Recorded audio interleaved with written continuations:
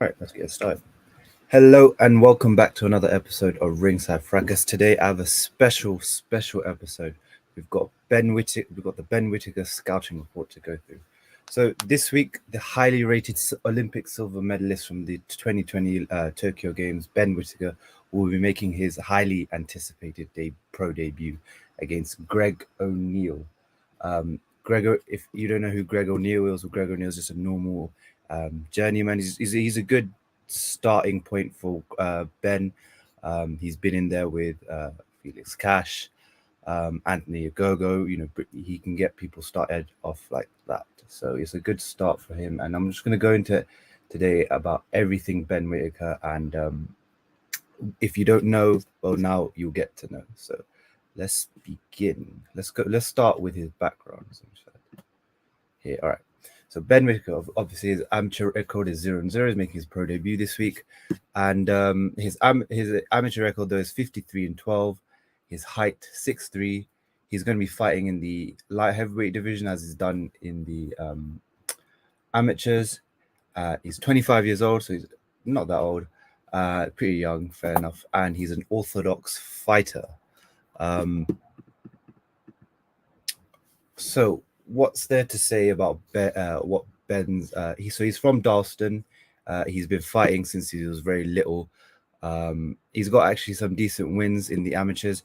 He's got wins over Zach Cullen. Zach Cullen's a super middleweight right now. He's got wins over Jordan Reynolds, another light heavy, and Imam Khataev. If you don't know Imam Khataev, well, Imam Khataev is a proper, very highly rated light heavyweight, and he's now making his pro debut. He's now a pro, and the Russians especially are very high on him. So Ben's got some very decent wins in the amateur scene. And some of his achievements would be this. His first achievements was in the European Championships. He won gold medal in the 2019 World Championships. He won a bronze medal in the 2019 European Games. He won a silver medal, and obviously, what he's most known for, the 2020 Olympic Games, he came home with a silver medal. What I loved about that whole experience is everyone, when you watched him, there was a lot of hype behind him because you could tell his style, which I'll go in a bit into a bit of detail, is a pro. It looks like it can suit for the pros. Obviously, he wasn't sitting down on his punches, but it was very flashy. People enjoyed it, and you could tell that this is someone who's destined to become a pro, and we'll see how far he could go. In the 2018 European Championships, if I remember correctly, he won a gold medal there, and it was really impressive because the guys he beat then, I think it was he won. He beat Sean Lazerny, I think it was. No, he won. Sean Lazerny. He beat a lot of guys. Andre and Aodoe. And then in the 2019 World Championships, he went on a huge streak, but then lost to Lauren Alfonso on points in a split decision. He's got an extensive amateur career. He's someone who's been fighting since he's in the amateurs properly since 2015, and ended it a year ago in the summer. So he's been fighting in the amateurs, and especially at the high levels, for at least 6 years. And then when he went to the 2021 Olympic Games, he beat Ken Machado. He beat Imam Khataev, the brilliant light heavyweight Russian that I was talking about, but he lost to Arlen Lopez, who, if we're being real, it's a tough, in the amateurs, it's tough to beat those Cubans. Arlen's one of those guys. He's a brilliant amateur fighter for Cuba. He's had over 160 fights. I mean, he's had almost double the fights that Ben Whittaker's had, and it's something you couldn't. You understand why Ben would have lost and at that level, especially against that type of opposition. But what I liked, especially the whole media also liked about Ben, was his reaction to it. A lot of people would have been happy, fair enough, because becoming an Olympic silver medalist is no easy feat. It's what it's even though it's silver, it's still it's something that only a few percentage, not even percentage of the population can do. But he was he was sad and upset the whole time because he thought it was like losing, and we saw that in Shakur Stevenson, Floyd Mayweather. They were crying after they they got when they got robbed, or Roy Jones Jr. They were upset even though they got, because they wanted the gold, and that hunger, that desire is something that's good to see from Ben Whittaker. And the fact that he's has a style that is eye catching. You like watching it. You want to watch more of it. Is going to help him a lot in the pros, and I think he can go even further than what he did in the Olympics here. I mean, the hype speaks for itself. As soon as he came out of the Olympic Games, there was just there was a mad battle for his signature. The networks and the management. Obviously, by the end of it, it took a few months, but AJ's 258 management picked him up, so they're managing him, and then it took quite a few months for the networks, for him to finally sign to a network, because Matchroom wanted him, Boxer wanted him, Queensbury wanted him. Loads of promotions wanted to sign Ben because they saw the opportunity for a ticket seller there, and eventually Boxer got the signature, and he's making his debut today. The reason why is because his personality speaks for itself. If you watch some of his interviews, if you see the way he talks, he's got a vibrant personality. He definitely lights up a room, and you're definitely going to be interested to see to watch him fight. The way he talks he talks a good game, but he's also fun. He seems fun in the interviews, and he's been on Sky Sports a lot. So Sky have that machine where they did the same thing with AJ when he was a Olympic champion, where they sort of peddled him in front of the national audience, with the Sky audience that they have, the reach that they have. And they built his reputation up, and they built his reputation up. And look at AJ now. He's one of the biggest. He's the biggest ticket seller in British boxing history, and he's probably the biggest ticket seller right now. And I think that's the same thing they're gonna try with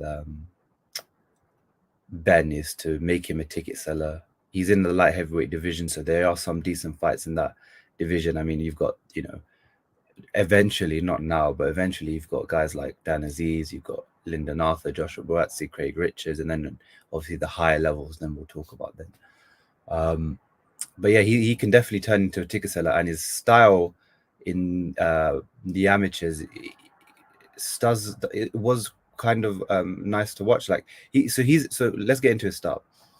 So his style, he's an elusive counterpuncher. So the way he fights, he likes to be on the back foot a lot. He uses his jab a lot, but he likes to be on the back foot, using his footwork. He's got a great footwork for a light heavyweight. He moves very well, not only just his head but his feet, and he's got quite quick hands. And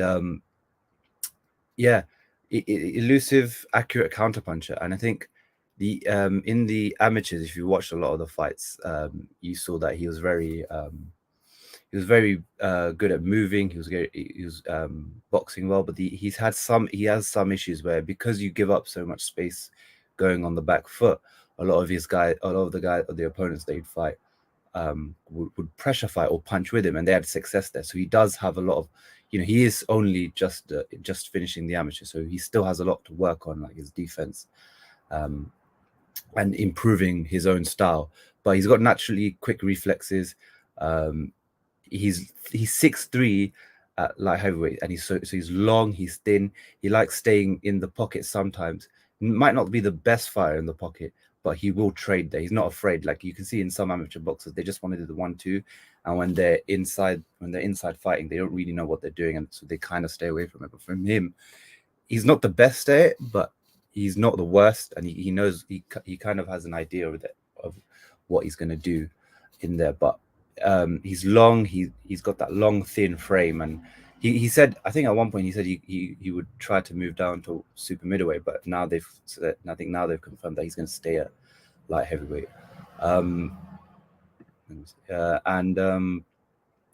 But you know, in the pros now, he's made his trainer choice. So he's going to be training with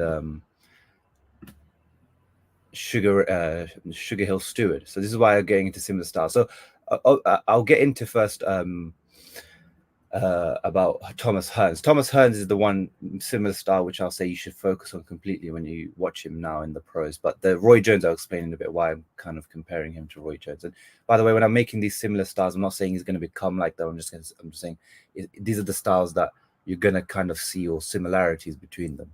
So obviously where he goes and how far in the levels is something to determine. So to be determined. So he himself has stated that he likes Tommy Hearns, and obviously Tommy Hearns is a Kronk fighter, and Sugar Hill Stewart comes from that Kronk teaching, and he's going to teach him that style of coming forward and being able to be an offensive fighter. And the reason why they say the style is similar is Tommy Hearns at welterweight was a very big welterweight, and he was thin. So the same way that Ben is very long and thin. He's got that long and thin frame at light heavyweight. I mean, Thomas Hearns was 6'2", and he was making welterweight at one point. So, and he went all the way up to cruiserweight. So, but that's why I'm expecting to see the style he's emulating, especially the fact that he's talked about, Ben Whittaker himself talked about a lot, that's the style he's trying to emulate. So being an offensive front foot fighter, using your backhand, using your jab a lot to set up that backhand, and I think he'll naturally have that power, especially because he's 25, so he's now coming into his man strength years. So, and with Sugar Hill, I mean, we've seen what Sugar Hill's done with Tyson. You know, that's his most famous work probably right now, which is, you know, he took Tyson from in the first Fury fight, where he was defensive, countering and looking for pot shots rather than going on the offensive, realizing that against Wilder, you have to put on the back foot. So he went to Sugar Hill Stewart, and Sugar Hill made him a very good offensive fighter. I mean, you have to, against Wilder in the second fight, especially, it was a flawless performance. I mean, dropped Wilder, came forward and didn't give him any single space to work from, and used his length and reach. And that similar aspect is what Ben Whittaker has. He's got that length, he's got that reach, he's also big, he's got that thin frame but big frame as well. And he's quick, he's got a good quick feet. He likes using the ring a lot. He can move around the ring, and Thomas Hearns also done that. He was able to use the ring to his advantage. Yeah, I think we'll see more of Thomas Hearns style in Ben Whittaker than anything else, and especially obviously with Sugar Hill. How long would it take? Obviously, because in the amateurs, Ben was more of a counter puncher. So we're talking about a complete shift where now you're going from the back foot to the front foot. It's going to take a few fights for him and Sugar to gel properly. Obviously, you don't know whether a fighter and a trainer combo works till you have a few fights and everything starts to gel together. So you shouldn't expect it from the start. After a few fights, then we should start seeing him and Sugar, if that combinations work, trainer fighter combinations working, and what they can get out of Ben. The thing I've also noticed is because of his style, I feel like I said, those pressure fighters in the amateurs had some success against him. So that's why he wants to kind of come forward. So he's all rounded. He can go on the back foot. He's got the reflexes to go on the back foot and the knowledge he's done it before and counter. But he's also able to come forward and, you know, impose his pressure, impose his will on guys. So we'll see what he can do from that and how far he can get with this new style that he's trying to emulate. And we'll see, you know, today, you know, in his fight against Greg O'Neill, Greg's, like I said, fought Felix Cash, fought Anthony Gogo.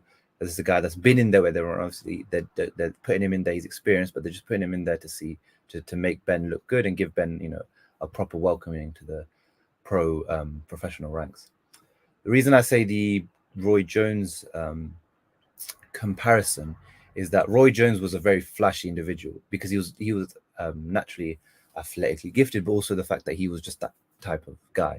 He wanted to showboat. When he wants to show that he's levels above his opponent, he would showboat all the time, hands behind his back. He could do the leaping hooks, everything. I mean, he was a big showboat. He put his hands to the side and then punch. I mean, so I think you're going to expect a lot of that from Ben Whittaker, is the showmanship. You see that we've seen clips of that in these amateurs where he's moving about, he's pivoting, turning, moving.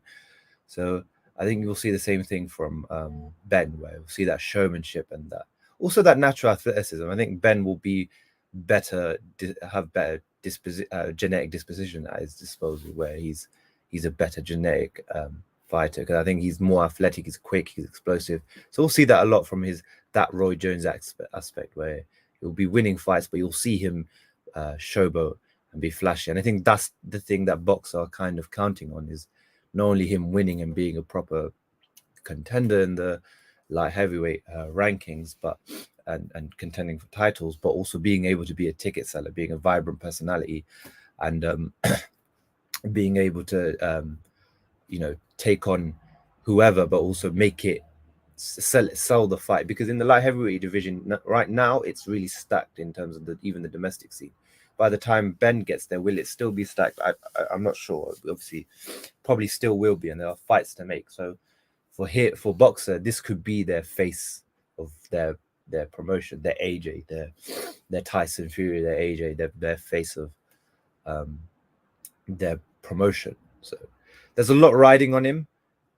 There's a lot of pressure on him, but the same way there was with pressure with AJ when he became a heavyweight gold. So there's this pressure with these Olympic champions and the Olympic silver medalists that they put, because they know that these guys are good. They've been through, the fire in the amateurs, and if they can sell, that's something. Then the promotions know that they've got a lot of money coming in through them, and there's a lot of prospect. There's a lot of there's a ceiling with Ben Whittaker that we don't know yet until we see him in the pros and we see his natural progression. I mean, what are my thoughts or my predictions on Ben? I don't know. I'd say in the next two years, by the end of 2023, middle 2024, he should have already had at least 6 to 7 fights, and by then be fighting for a British title. And I think whoever holds a British title by then, because he said he wants Dan Aziz early on, but I don't think boxers are that stupid enough to even though if they believe him or not, to put him in there, they're gonna take their time and build him. Remember, he's only 25, so he's going to be entering his prime years now and until he's by the time he's 30. So they've got 5 to 7 years, basically, or 33 even, to get as much as they want from him. So, I think in the next 2 years, he should have fought for the British title by then. I think by that fight, you will be able to tell whether or not he could win a title. I think seeing his style, it is possible that he can win a title. He's a very big light heavyweight, he's 6'3" and very tall. He knows how to use his reach well, and the fact that he's changing his style so that he can become a front foot fighter too should help. So I think at one point in his career we will see Ben Whittaker challenge for the title. The only issue is whoever is the champion or the world level at that time will change. By the time he gets to the world level, Beterbiev won't be there. He'll be retired. He's 37. I think he's only got 2 years left. At light heavyweight, I wouldn't even be surprised if he didn't leave by the end of next year. Light heavyweight. Bivol probably would still be there. He's in his prime now, so he's probably will still be there. So Bivol's someone to count on. Who else? I think Buatsi probably maybe would be up there. Buatsi, Bivol, maybe Lyndon Arthur could still be someone he fights for the English and British title by then, or Anthony Yard. But now it's just baby steps. It's let's see his natural progression. I mean, if he fights well today, Ben Shalom, the promoter for Boxer, did say that there is a chance we could get him onto the AJ Usyk undercard, and that's good. They need to put him on big cards as well, because it's not like the Campbell Hatton thing. So the issue with Campbell Hatton was they were putting him all the pay-per-view cards and the big cards, and he wasn't delivering he never had an extensive amateur career and he was never proven. But someone like Ben Whittaker, he would benefit from going on these big cards because he's been proven, he's been at a high level in the amateurs, so he would benefit from all of that. So keep putting him on those big cards whenever you get it. And he needs to be regular. I hope they don't take their time unless they up the competition early on. So like if he's like by the start of next year, he's already fighting the British title, which is unlikely. But if they should make him regular. Like now it's July, so he should have a fight in August. If he's fighting in August, he should have at least 3 fights if all goes well, 3 to 4 fights by the end of the year. Because if it's true that he's going out to a fighting thing, they should have 3 to 4 fights by the end of this year. And he's going to make waves. I think you're going to remember Ben Whittaker in the next few years. And he's going to be a name in the boxing and in the light heavyweight division. But how his personality goes down and how, like, is he loved or is he hated is what I'm going to get onto. So let me just do this. Actually, yeah, okay, cool. All right, so he's already so hated. Yeah, so that's the thing about his personality is that you either like him or you hate him, but you don't know what you're going to get out of people's reaction. It's a very polarizing. It can be a polarizing personality where, and people don't hate him because of his performances. I mean, you can't. The guy's a Olympic silver medalist. He's done a lot for the British boxing. I think it's their personality. A lot of people saying, I've seen the reactions on Twitter, and Twitter's a cesspool of reactions, so you're going to get a lot of stuff from there. But the fact, he's talking a lot, but he hasn't done much. Well, yeah, but that's the whole point. He's selling. The fact that they're putting him out there and you're talking about him before he's even made his debut is a good thing, because now there's interest in him. It's the same thing with like, obviously extreme case, but like Floyd. One aspect of his fight was people genuinely hated Floyd and they wanted to see him lose. So that's why they bought the pay-per-views, because they thought that guy would beat him, like the Pacquiao would beat him, or Cotto would beat him, or Ricky Hatton would knock him out. So they genuinely bought those things to see him lose, and that was the interest around him. Like, people wanted to see those fights. So there might be that aspect where people don't like his personality. I think his personality is fine. I think it's vibrant. It's, you need different characters in the sport, and he's going to do well with that, and he's going to sell a lot of tickets. Just seen the live, so we'll remind him from this. Good to see you as well, Chris. Hope you're well. So if there's any other question, if any questions people have, or anything you want to comment about Ben Whittaker, please leave it in the comments, or DM us at us on Twitter, Ringside Fracas, and we'll get into it. But I hope you guys enjoyed this scouting special. If you want more, please comment, like, subscribe, and tell us if you want more, who you want. Give us a comment, or tweet us directly, who you want a scouting report on. I don't mind making these. This was fun. So hope you enjoyed this. Like, subscribe, comment, follow us on Twitter, and keep a watch out for our episodes on Spotify and Apple Music. And I'll see you in the next episode. Peace.